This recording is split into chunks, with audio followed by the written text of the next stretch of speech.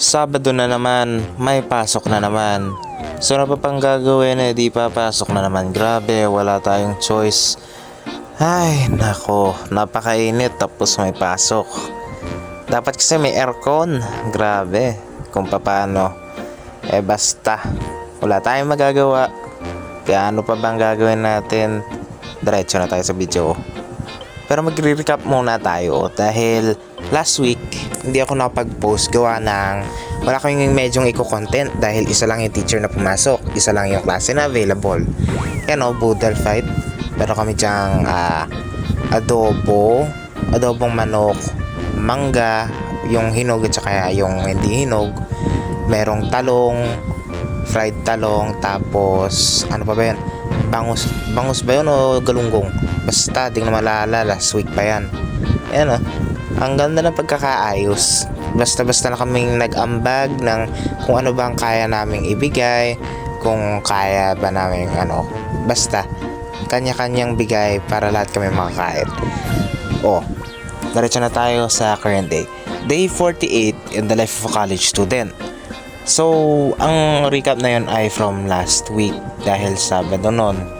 At kahapon naman walang pasok ng Friday dahil nga Labor Day. So, tara na. Grabe ang haba ng pahinga ko.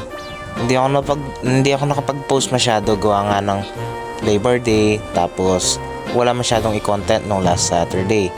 So, tara na. Short day lang tayo today.